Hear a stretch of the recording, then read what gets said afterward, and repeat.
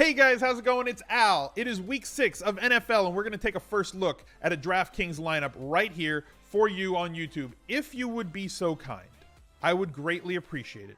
We're getting a ton of views on these first look videos every single week, and I thank you very much for the support. But I got a little goal this week. Let's see if we can get above 1,000 likes on this video. So please click that like button, subscribe to the channel if you do enjoy this content, and ring the notifications bell so you can be left aware anytime that I post new NFL content throughout the season. And with NBA coming, we're going to be posting NBA videos too. So a lot of content here on YouTube. I appreciate you guys being a part of it, and I would love to see you and have you back on every one of our videos. So let's just get right to the first look lineup. Here we have the week 6 first look. Big tournament on DraftKings. 2 milli makers this week. One at the normal price point and one at the $3,000 price point. So if you're a big baller and you want to jump in there, try and win $1 million against 1,111 of your closest friends, this is going to be the only way that you can do that this weekend. Let's take a look at quarterbacks. There's a few games on the slate that have high totals. One of them obviously being the Atlanta Falcons and Matt Ryan. Questionable tag here, but he's been pretty solid throughout the year. He is priced up as the QB1 on the slate. Not really a place that I go in my cash game lineups. Kirk Cousins been throwing the ball a ton, playing against Arizona, who plays down in pace, but his efficiency should be very good against them, especially with Patrick Peterson not playing on a player, but merely picking a side. They can have Diggs and Thielen avoid him whenever they want and scheme to get one of them in space. Not that it really matters for Thielen with the amount of targets that he's getting fed to him this year, but for Diggs, it could make a big bit of difference with as good as he is on contested catches and getting deep, and as good as Cousins is on those as well. Ben Roethlisberger on the road, probably not going to consider him. Deshaun Watson coming off of a short week, but getting Buffalo and going back home here. Watson still had 25 points last night, guys. We just have to align ourselves with the fact that he is just going to have 25 points every single week, right? He seems to be, in my opinion, him and Patrick Mahomes are probably the safest bets every single week to have 25 points or more at the quarterback position. Watson, because of his floor, right? He gives you 40 rushing yards pretty much all the time and does bring with him some touchdown equity on the ground, right? He has 1 rushing touchdown so far this year. But because they have to throw the ball to be effective, and he does have good wide receivers on the outside with Hopkins and Fuller when he's healthy, he gives you multiple touchdown upside through the air, possible touchdown on the ground, 4 points every single week on the ground with his rushing pretty much. At 6,400, I think he's in my cash game consideration at quarterback. Not somebody that I'm going to avoid pretty much ever. You know, it's just not the way that I play the game. At 6,400, it's usually right on the outer cusp of what I'm willing to accept in terms of paying for a cash game quarterback. If the pricing is tight, we'll probably have to go lower. But if you have the extra money, I think Deshaun Watson is somebody that we're going to have to look at the very least. Andy Dalton's been okay and playing against Pittsburgh, who's been giving. They've been friendly to opposing quarterbacks so far this year.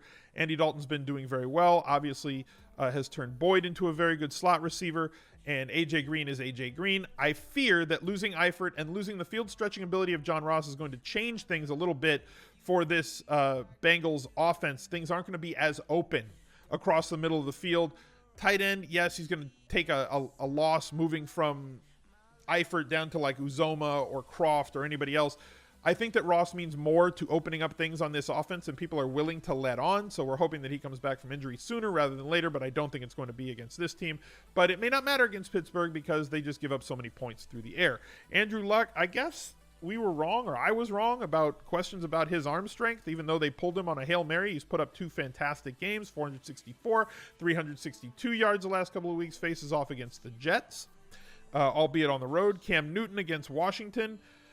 6,100 gives you good tournament upside. Not sure that he's the guy that I want in cash. He's up and down pretty much all the time. Roams from 18 to 31 for his range so far over the first 4 games of the season. Always has a ceiling because of his rushing ability and touchdown upside on the ground. Has thrown multiple touchdowns in 3 of his first 4 games. Jared Goff at 6K against Denver. This is interesting, and we're going to have to get into it with 2 of the wide receivers on the Rams being concussed last week, Cooper Kupp and Brandon Cooks. Do the Rams have enough to be able to support Jared Goff's ability? I think Jared Goff is a talented NFL quarterback. I don't think he is Aaron Rodgers. I don't think he's a system quarterback which is where people are going. I think there are levels and shades of gray, right, between system quarterback and greatest quarterback of all time. There's a lot of levels in between that. And I think that Jared Goff lives somewhere in that gray area where you can't just take Jared Goff and put him in any offense on any team and expect that team to be elevated. Where I think that if you put Aaron Rodgers on any team in the NFL, all of a sudden that team is going to be greatly better. Tom Brady, put him on any team in the NFL, that team is going to have a vastly improved chance of winning games moving forward on any team. I don't think Jared Goff is that guy. I think that he is somewhat reliant on this system, not being a system quarterback, and reliant on the weapons that he has around him with Todd Gurley and Cooks and Kupp and Robert Woods. You take two of those weapons off the field, I think Jared Goff is a good play this week. I like the receivers that will fill in more for those injured wide receivers if they are out on Sunday. But Jared Goff, somebody that's on fringe for me, not a cash game consideration for me right now. Definitely somebody that I will be considering for tournaments. Phillip Rivers pretty much every week is in play. The problem is the ceiling. We know he can do this, right? 2 and 3 touchdowns in every single game this year. They run the ball so much with Melvin Gordon and then come off the bench for, 5 or 10 touches for Austin Eckler as well, that I don't think, unless they get into a massive shootout, which they were kind of in with the Rams, but not really, where they score 30 plus points and he has 400 yards, he's definitely not going to help you out on the ground. You guys know that I tend to gravitate towards quarterbacks that can at least move a little bit and give you some touchdown rushing upside to go along with them. Phillip Rivers is good. Somebody that's in consideration for me, but not great. Russ Wilson, the Seattle Seahawks just run the ball too damn much for my liking, and that offensive line is terrible. Blake Bortles did very well last week against the Chiefs. He is mostly dependent, in my opinion, on Fournette being healthy or not. We're going to have to wait and see on him. Baker Mayfield is at least interesting to me, being at home against the Chargers, whose defense struggles greatly without Joey Bosa in there. But where I want to go this week is right here. Let's go crab legs. Get some Jameis Winston in our lives, going up against Atlanta in the Dome. Not going to be any weather situation. Atlanta has given up so many points to opposing quarterbacks pretty much every single week. The game has a total of 57 expected points, and the Falcons are just favored by 3. This is supposed to be a very close and competitive and high-scoring game. Not sure that either defense can stop the other offense, which should keep both of them throwing. He does bring along with him some rushing upside in terms of touchdown expectations. And as the chat just said, Connor25 said, let's eat that W. I'll take Winston as my first look cash game quarterback. Todd Gurley's pricey. He's earned it. Can't say that he's overpriced. We're generally looking for 3x salary. He's averaging 29 fantasy points a game, and he costs $10K. You get a massive floor with Todd Gurley. The Broncos also have not been a stellar defense this year, nowhere near what they've been in the past. So Todd Gurley, somebody that is in consideration for me for cash for $10K if we can afford it with the other running backs out there. The problem is he gives you a great floor. We don't get a massive chance for upside on this salary. I've laughed at that in the past a little bit with like Alvin Kamara being 9.4, 9.5K. I'm like, he could certainly get 45 points, and Todd Gurley could get 45 points. And maybe it's just the 5-figure number that's messing with me, but you look at this gap, 1,700 for the next usable running back, and it's Christian McCaffrey. That's a massive gap. 1,700 in salary you can spend to improve something. If you have a 4K wide receiver, there's a big difference between a 4K wide receiver and a 5,700 wide receiver. Big difference between a 6K wide receiver and a 77K or a 7.7K wide receiver. So that 1,700 could come in very handy for us as we go along. Melvin Gordon III, he's going to get his 20 to 25 touches every week. McCaffrey has been getting his 20 to 25 touches pretty much every single week. You guys, we've talked consistently about me wanting to get 70 touches out of my running backs. I don't know that we can plot to do that this week with the way that things look. I will try. I will certainly try. And I think that Jordan Howard is the first one that could help get us there. I'm hoping that against this Miami defense that has been one of the worst in the league in terms of running back points allowed, albeit I'd rather play a favored running back when they're at home versus a running back on the road. The Bears are favored in this game. The game has a total of 44. At 6,500, I think that he is just a little bit too cheap. I'm going to plug him in for 6,500 and see where else we can find some touches or some targets in this game. TJ Yeldon, if Fournette is still out, 6,400. He's been priced up a little bit. He's not playing against Kansas City again. And Grant being injured definitely helped. If Grant is out and Fournette is out in week 6, I think that we definitely have to consider him against Dallas without Lee on the defense. Devonta Freeman, first game back from injury, 10 touches. Gonna need more. This is now a 3-headed running back in Atlanta with Ito Smith running in the touchdown this week. Don't love it. David Johnson against Minnesota. I remember 2 years ago we faded David Johnson against Minnesota, and he absolutely blew them up. My issue is that David Johnson is, with this offense, has been turned into a touchdown-dependent running back. He had 21 points last week, which was fabulous for $6,300, but like 12 of those came on touchdowns. His volume was better. He got 20 touches. He needs 25. They don't play fast enough, in my opinion, to be able to get 25. And Minnesota's defense is extremely good. So at 5,900, he's in consideration for me, but I don't know that I love him as a cash game play just yet. But we may have to go that route if we want to get a pricier wide receiver in there. But against Minnesota, in Minnesota, I don't know that I'm thrilled to do it. Lamar Miller was injured last week, but he was active. He was not playing. He's 4,700 going against Buffalo. We know that they've hemorrhaged points against opposing running backs. Could be another situation here. Buffalo does look like a team that's way better at home than they are on the road. So with them on the road, I'm considering either Lamar Miller or Blue from Houston this week. Not really big on Drake. Alex Collins, we kind of were wondering if he was going to get relegated without the with that fumble that he had the week before, but 12 carries, not involved in the passing game. Buck Allen seems to be the preferred running back there, even though he's extremely inefficient. Now we're getting into the backup territory down here. So how can we plug in 2 more running backs that's going to get us thoughts on Hyde? Somebody in the chat asked. You guys know my feelings. I want touches. He's getting them. 19 touches against Baltimore. That's a very tough defense. The Chargers defense, less good against running backs, especially without Bosa. 22 touches against Oakland, 25 touches against the Jets. My issue is this column right here. My issue is the targets. Hasn't seen more than 3 targets in any game, and DraftKings being full PPR. Don't know that I want to roll him out, but 4,900. I don't want to roll him out in cash, but 4,900 allows him to be at least tournament viable for me. Now, here's why I say that. DraftKings being full PPR, you want the floor of guys who are going to catch the ball. Joe Mixon, somebody who's been getting targeted. They roll him out outside. He got 22 touches on the ground in a week where we thought that he may not get as much because the coaching staff was throwing stuff out there. His conditioning may not be as good. He may not be in a situation where we can play him a ton. He got 25 touches.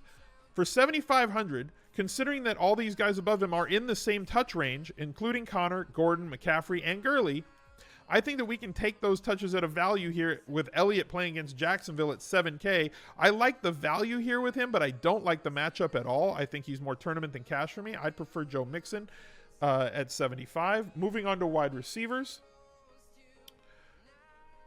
Antonio Brown is amazing. That's just it. He's having a bad year. By everything I read on Twitter, Antonio Brown is having a terrible year. Antonio Brown has 5 touchdowns through 5 weeks and is averaging 21 fantasy points a game and has gotten 13 targets, 17 targets, 11 targets, 9 targets. This is bad? We kind of need to recalibrate what bad is if we think this is bad. Just my opinion. Adam Thielen, somebody that we've been riding, but the value days are gone. We can see at this price. Look at this. 6,900, 71, 78, 65, 77. Week 6, 85. Double-digit targets in every game. 7 catches last week and a touchdown. Last year he was on the wrong side of touchdown variance. This year he's getting himself into the end zone. Just ridiculous lines each of the last 4 weeks. He's been absolutely on fire. 8,500, I think we can afford him. I don't know that we should go for him in cash. just based on, or we can fit him based on my standard roster build for a cash game lineup where I look for value at wide receiver. But he's most certainly in play. AJ Green, same situation. He's going to get fed targets going against a team that gives up a ton of points. Same concern with Ross and that offense. Stephon Diggs, the cheaper option. To Thielen, also capable of putting up monster games, but priced $900 cheaper. Juju Smith-Schuster seems to be the preferred target when they get around the end zone, but like really only has 2 touchdowns. $7,300 though if you want to come down and get exposure to the Steelers passing game with somebody who's seen high volume but didn't last week. Cooks suffered a really bad concussion. We got to take a look at the Rams wide receivers. So Cooks suffered a concussion. Kupp suffered a concussion last week. Cooks seemed worse than Kupp's. I don't know what that means because I don't. Okay. It looked worse, right? The hit that Cooks took was way worse than Kupp's. But they're in concussion protocol, and I can't tell you how these guys are going to recover or if they're going to be ready or cleared to go by next Sunday, right? So this is a situation that we're going to have to monitor as the week goes along. If they're both out, Josh Reynolds looks to step into a situation where he should play 70 or 80% of the snaps in an offense that utilizes 3 wide receivers a ton. And Robert Woods should see his fair share of work in the passing game this week on the road against a Denver defense that is not as good as it used to be or the reputation that we're used to from that Denver defense. At $3,900, I'm going to plug Josh Reynolds here on Monday. It is Monday morning, 10:30 a.m. on the West Coast when I'm doing this lineup. If Kupp, and I'm plugging him for this reason, this is kind of the MVS play from week 5, projecting it for week 6. If Kupp and Cooks are out, both of them, inactive, on week 6, Reynolds is going to be the dude, okay, that we're going to play and look for value because that opens up a ton for us. And plugging in a kind of a defense, it's around 3K. Let's get the Rams off the screen. Ravens at 2.8 against Tennessee, fine. That gives us an average remaining salary of $3,800 if we plug that value in there. Looking at tight ends real quick to see if we can fit some of these expensive wide receivers and see if we can still get a 20-plus carry running back in there. Eric Ebron is the highest priced tight end on a slate, and I think that is one of the signs of the apocalypse. So please kiss your children and your wives. Tell everybody that you love them because the world is coming to an end. Seriously, though, he's seen a lot of targets since since Doyle has been out, since Jack Doyle's been out. Jordan Reed, same sort of situation, seeing a good amount of targets, but only playing about 60% of snaps. Jared Cook, seeing a ton of targets, but he's an up and down guy. I think people are way too excited about this Raiders offense, like all the time. Trey Burton, I was way more excited about Trey Burton than I apparently should have been coming into the year. I thought he'd be averaging 7 or 8 targets a game. He's getting like 4 and 5 every single week. It's nice. It's not thrilling. Not something I want to pay $4,500 for. 4 or 5 targets at tight end, that's a $3,500 and less price, right? That is a $3,500 or less price. He's priced at $4,500. I'm not paying up for that in cash at all. And Njoku, getting more targets than Burton, still priced way less, $700 less. At home against the Chargers. With Baker Mayfield throwing in the ball, 11 catches in the last 2 weeks. I'm okay with this. Might come back to him at $3,800. Cameron Brate at $3,700 if we want to pair somebody with our quarterback. We know that Brate has been much better with Jameis at quarterback. O.J. Howard, knee, heavy brace, won't take place in Monday's practice. We know that Brate will see increased snaps and run more routes against Atlanta, who has been susceptible on the inside. And usually we want to play running backs against Atlanta, right? Because we see their catches get elevated. They just can't stop running backs. So many injuries. Their interior defense was designed to let you catch the ball and tackle, and now they've lost linebackers, safeties, multiple linebackers. They can't tackle now. So that was the Connor play from last week. Christian McCaffrey from a couple weeks ago. Everybody that's played Atlanta, we've just streamed running backs against them literally for the last 2 years. I don't know that there's one guy that we can center on for Tampa Bay this week because they have 3 running backs and they haven't shown us that any one of them is going to get more than 15 touches in a game. Right now, it looks like the rookie Jones is going to be the guy, but I can't commit to him on this first look. So that's just an aside while I'm talking about a couple of these guys at tight end. Cijo Zoma saw 2 targets in the absence of Eifert last week. Don't know if we can count on him. Vanette, 7.3 points. He was under 3K last week as well. Nobody down here that really, really thrills me. Ian Thomas has seen good volume for the price, at least. But he's going to have to get himself into the end zone. In my opinion, it's Njoku. That's going to be my guy. Once again, I've been on the Njoku train since May. I'm not getting off now. 7+ targets in so many of the games so far this year. Ceilinging. He had ceilinging. Did I just make up a word?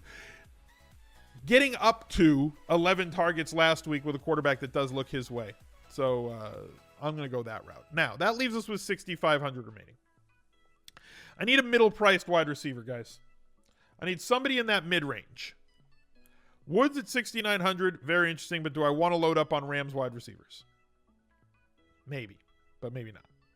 Jarvis Landry, 10 targets again. Against the Chargers.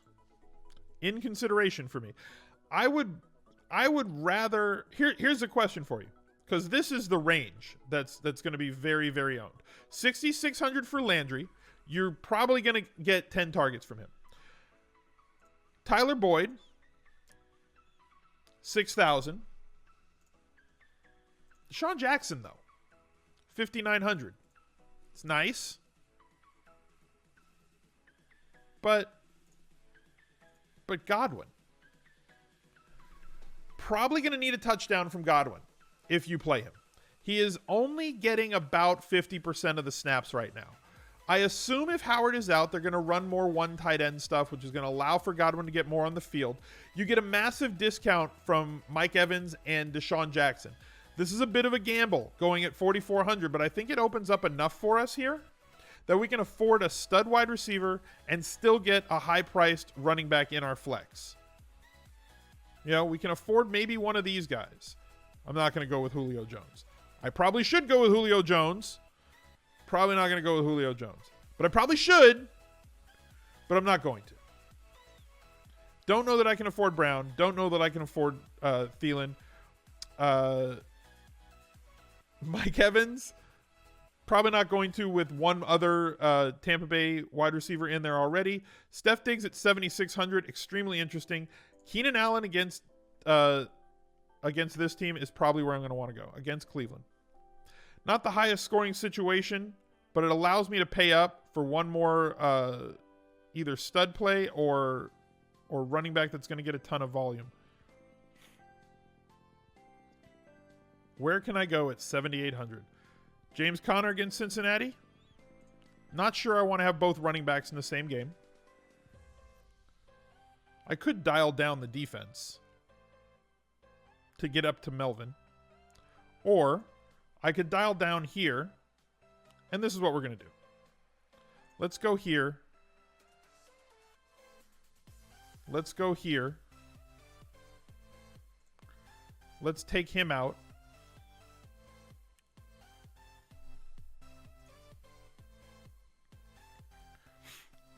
We could go with Tyler Boyd at 6K.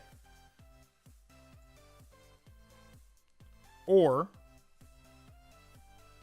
that leaves us with a flex for 7,200. Cooks, Woods, and there's our exposure to the Rams. Overexposure possibly to the Rams. Mo Sanu. Oh, yeah, I forgot Kiki. Thank you, chat. I forgot Kiki. 4,600. Massive volume. 7 targets, 15 targets. As long as Fuller's out, this kid's going to get run. He's really talented. That opens up 8,600. Now we can afford Thielen. Now we can afford McCaffrey. Now we can afford Melvin Gordon. And then it just comes down to which one you like the most. What do you like, chat? Which one do you like? And I know that half of you guys on YouTube right now are just singing Kiki, you know, doing the Kiki challenge in your lineups. Kiki. Do you love me? Are you scoring? I'm going to put you in my lineup. Guys, I think it's Melvin. I really do. I could go with Melvin. I could go with Gordon here. I could go with Melvin. I could go with Gordon.